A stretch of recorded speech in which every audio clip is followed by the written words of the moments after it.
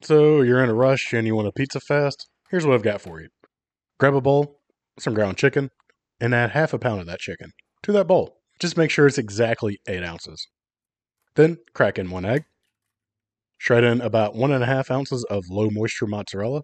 If you happen to have some pre-shredded cheese, that's fine too. I won't judge your cellulose consumption. We all get lazy from time to time. Add in a half teaspoon of salt, and finally about a quarter teaspoon of granulated garlic, or Gran for short. Now, take your time-tested mixing spoon and mix everything until it's a nice and cohesive chicken mixture. I developed this recipe to be able to make a personal pan pizza, and this is about a 10-inch nonstick cake tin.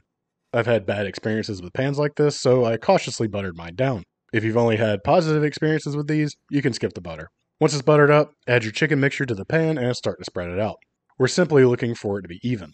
This will shrink up in the oven due to the water content, so just make sure you get it all the way out to the edge. Once it's evenly spread, place it into your oven at 400 degrees Fahrenheit for about 8 to 10 minutes or until it's looking a bit like this. Now, you can pick whatever toppings you want, but I'm going to go with what I have in the fridge. Instead of sauce, I'm opting for some cream cheese. It will melt up into a sauce-like consistency. And since I still have plenty of mozzarella, I'm going to use that. And for my final topping, I'm going to throw down some pepperoni. I shredded a little extra mozz over the top so I could get some brownage.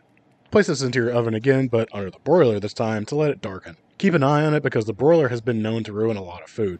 Mine cooked for about 5 minutes like this, and it's just beautiful. Let's get this out onto a plate. Nice. Pull out that pizza cutter that's been blocking up your drawer from opening and slice her up. Now, this is not meant to be a crispy crust replacement, because it's just not. But it is a very high protein meal that tastes like pizza. It's scratching a niche that also helps you reach your protein goals. Enjoy.